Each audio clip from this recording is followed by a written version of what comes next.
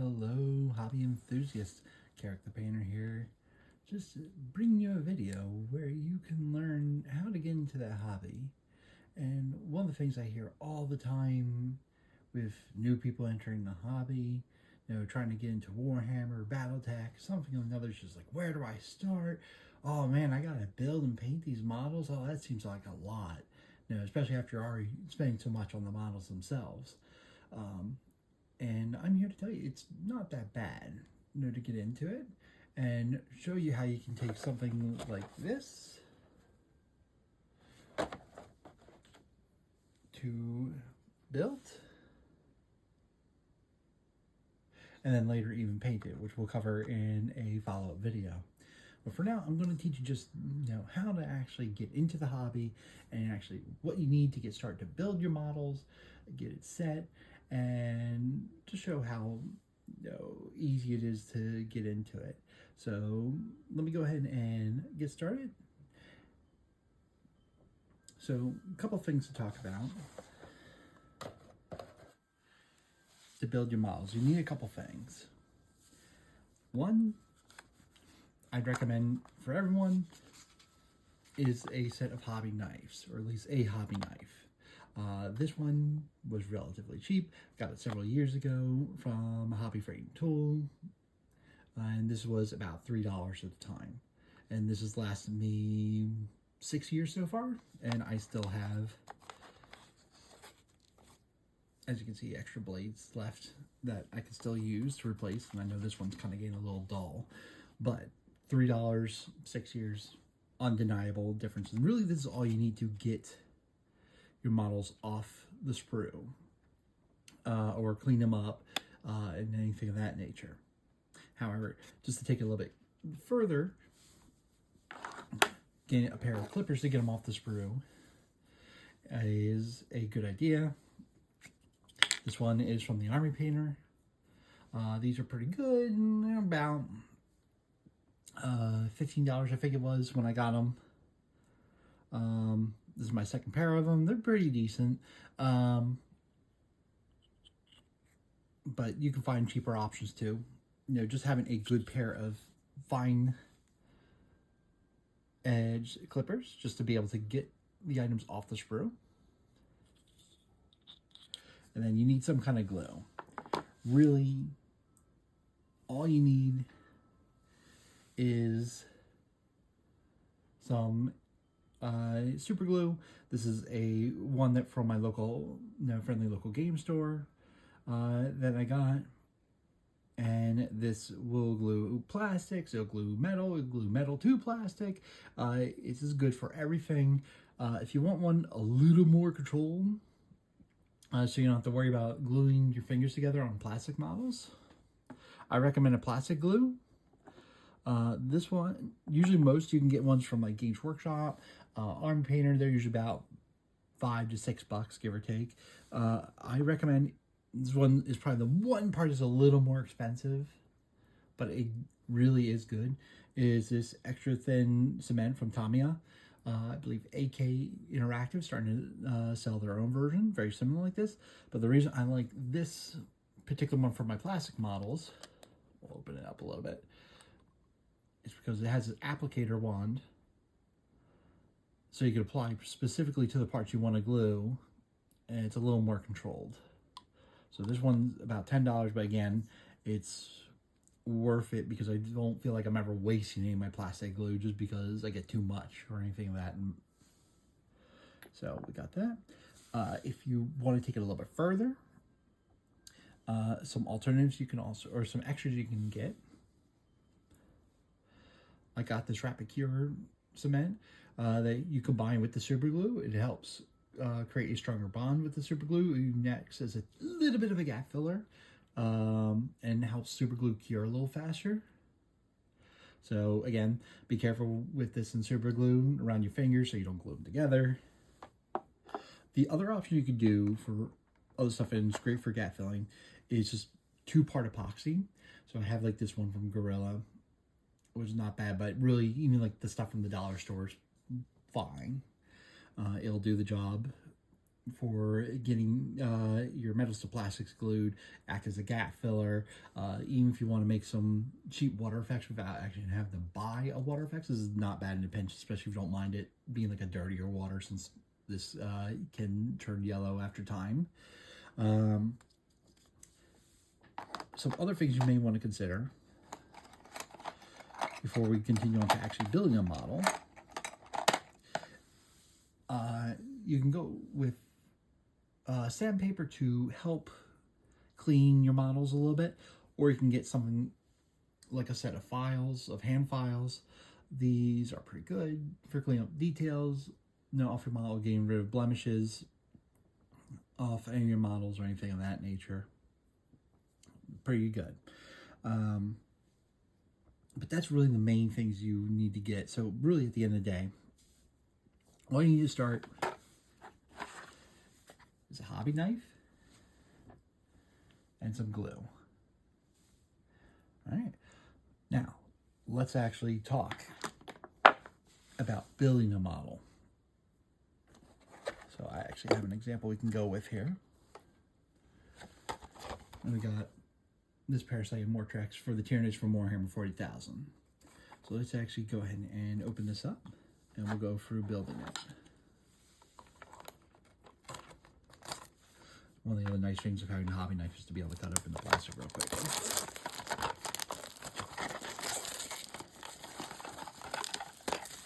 All right, so we have that. Go ahead and open it up. Now, always when you open up one of your kits, you want to check all the contents of the box. So make sure you got the main sprue itself, or any sprues that come with it. Looks like this is just one so far, but we're going to double check. Get that out. Okay. Looks like we got looks like a 32 mil base, maybe a 40 mil base. We got the instruction booklet. So always, if your model kit comes with an instruction booklet, it's good to double check it. Just do a quick glance over the instructions. And more often than not, some of them will even have like a list of what should be included, which is a good thing to double check just to make sure you got everything that was supposed to come with your kit. So if there's any problems, you can reach out to your hobby shop or reach out to the manufacturers. A lot of times, most hobby manufacturers are okay with replacing missing parts. So we'll go ahead and get this started. We'll open up the instruction booklet and go ahead and start taking a look. So I'm going to go ahead and set that out of the way. So first thing we need to do is just go through, and you're going to find each part. So it looks like we're looking for parts 2 and 3 to start out with. All right, so this looks like part 2. Now, what you want to do with your clippers is get close and clip. If you don't feel like you can get too close, you just want to get as close as you can. So if you see like you're interrupting, like there's a little ridge there, so kind of not to mess with the details, we'll just clip it short, and we can always clean that up with the hobby knife. Okay, there's 3. So we'll go through.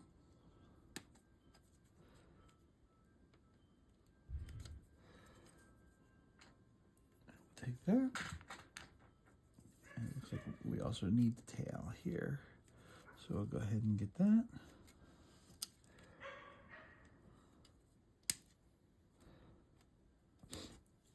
Always a good thing to double check, that you're not cutting what's actually like a pen piece or something like that, so you don't mess up your model. So I'll set that down for a moment. Do that. And what I like to do is in between clipping things, I'll go ahead and cap this just so I don't wear out the spring. Okay, now, so we kind of clipped that one part a little bit shy. So let's find that. There we go. So we see we have a little bit of a blemish. Come on, focus. Right about there. So, this is why I say you need a hobby knife. A good thing to take. And just kind of scrape it off This helps get rid of the excess.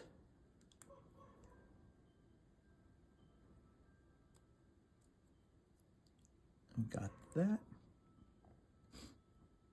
And kind of see where you have little other blemishes.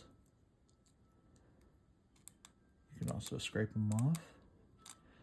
Just holding the blade against the flat part of where you're scraping and just kind of scrape it off.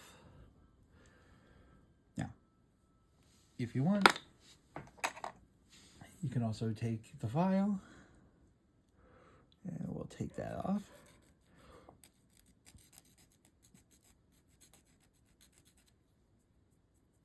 Clean that off.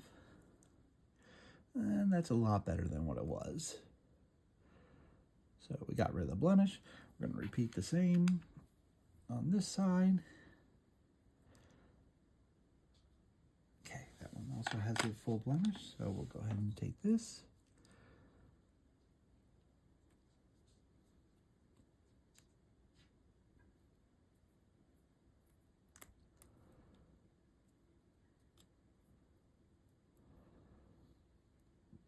We're just doing a double check just to make sure we got everything.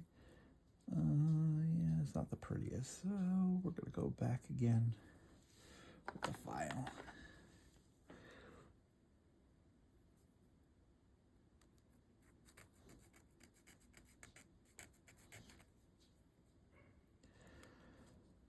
All right, that's a lot better. All right, great. So we're gonna go ahead and bring our plastic paint over here. And one good thing to do is before you glue, do a dry fit. And basically a dry fit is just putting the parts together just so you can see how they would interlock, just to get a better idea of how they would glue together. That way, when you actually go to glue them, you know what you're doing and what you're looking for. And this is also a good opportunity to look for any blemishes that might not be allowing you to create a perfect connection. So right now, I think we're okay, but I'm doing a back check on this back part here. And yeah. We can clean up a little bit more.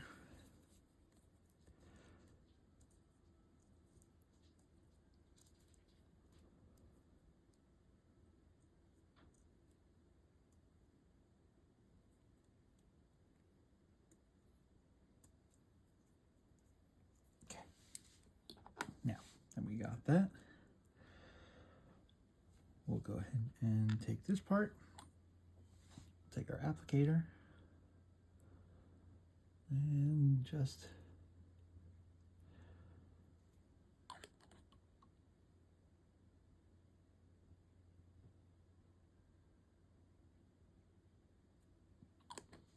apply what we need, and we're going to start gluing.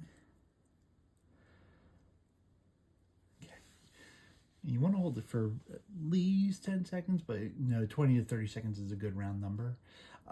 Also, as a safety tip, a lot of these plastic glues especially have a little bit of a smell to them.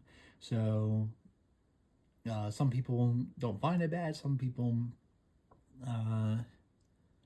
like immediately pick it up as soon as they're even in the same room as it. So it's up to you. Up to how you react to it, how your nose acts around it. At this point, my nose is used to it, so I don't even pick it up anymore. So do that. And we're gonna go ahead and clean this one up.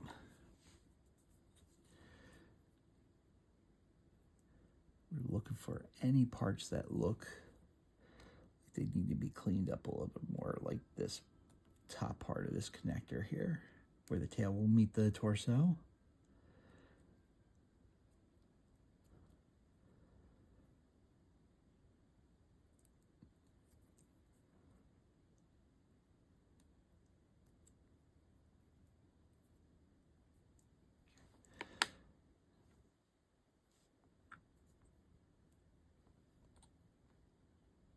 And the big thing, you want to do these in sometimes the stages, depending on how let's call maybe brittle some of these parts are.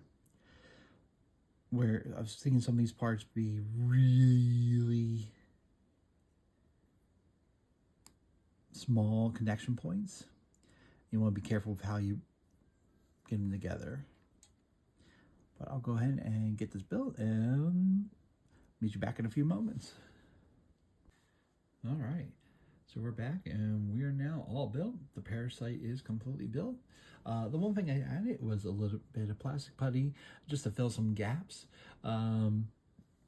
which is this one from Vallejo. This one is good as a little gap filler.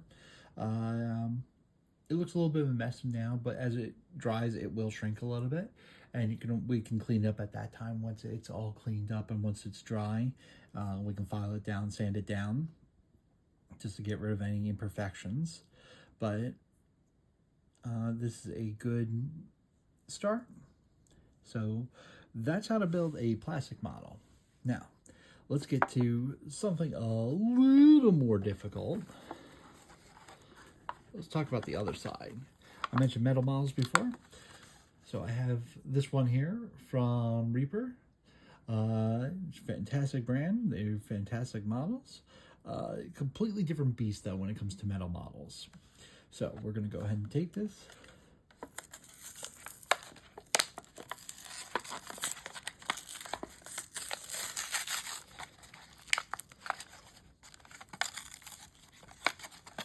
We're going to go ahead and just check our parts. Now, unfortunately, a lot of times when it comes to a lot of metal models, they don't have instructions. So a good one is to go look online and check for how they should look to get an idea of what should be in there. Unfortunately, it looks like this one. Oh, no, never mind. There we go. So we just got to reattach the sword, unfortunately, to this one. Looks like it broke off in transit, which is fine. We can still fix it. So this one, we're just going to do a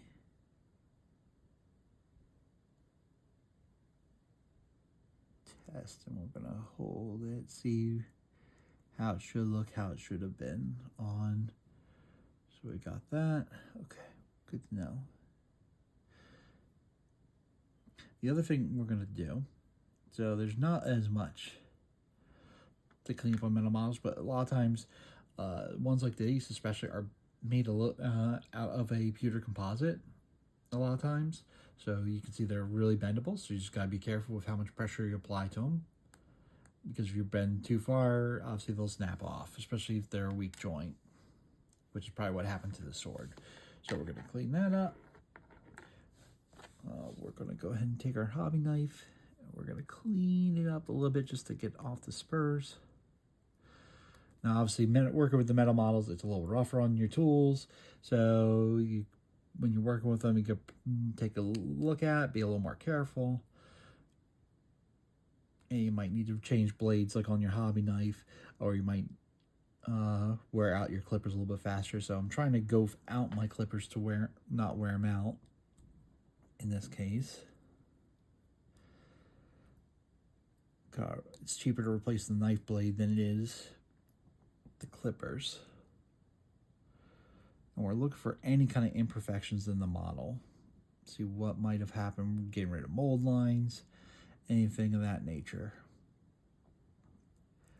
I think we're okay on the rider herself. Let's go ahead and take a look here.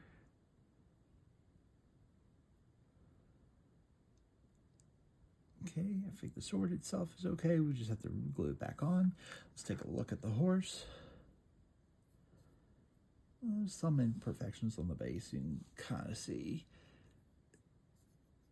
it's a little bit of imperfections, maybe burnt when it was cast, but it's not a big deal, because when we paint it, it's going to be hinted for the most part. Again, just looking for any imperfections that need to be cut off, and we're good. So we're going to set that down. And we kind of see the horse a little wobbly, so the base is probably off a little bit. So we're going to clean it up a little bit.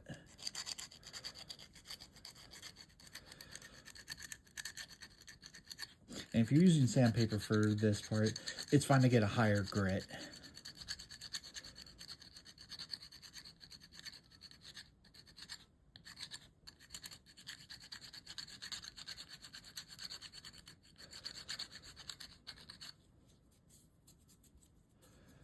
And we just want it set flat.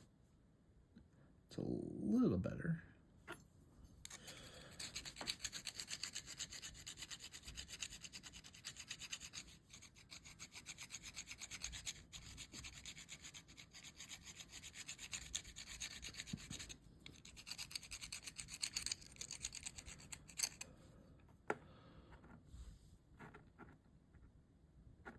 All right, fantastic. That's a lot better. All right, so I'm just going to do a dry fit to see whereabouts it should sit. About there, give or take. Yeah, looks like right about there.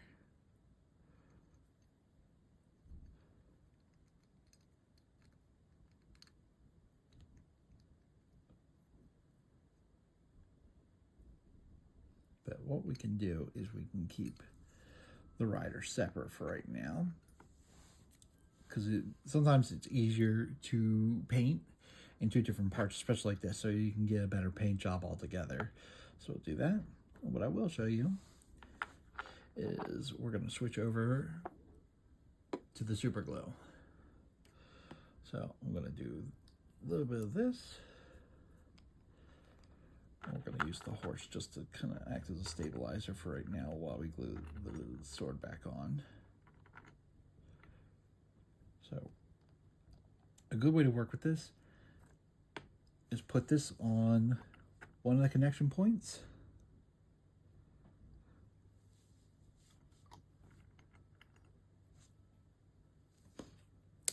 And we're going to snap open that.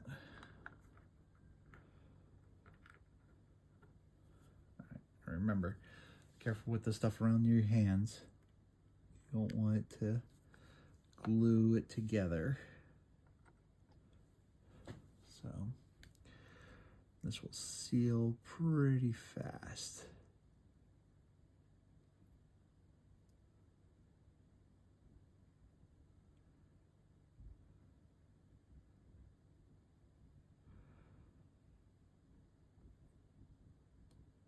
So about a good 30 seconds, 45 seconds is a good round number to hold it.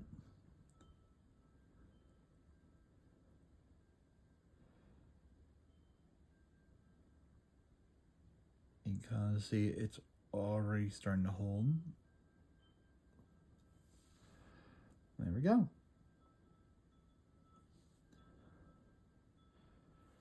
And just for safety's sake, I'm gonna add just a little more.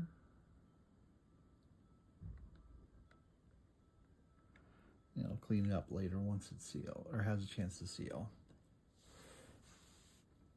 But that's a metal model. So hopefully this video will help in starting your hobby journey and getting used to building them. Next time, we'll be talking about actually painting your models and prepping your models for painting. But until then, thank you for joining the hobby journey. And until next time, be sure to share the hobby love. Thanks, and have a great one.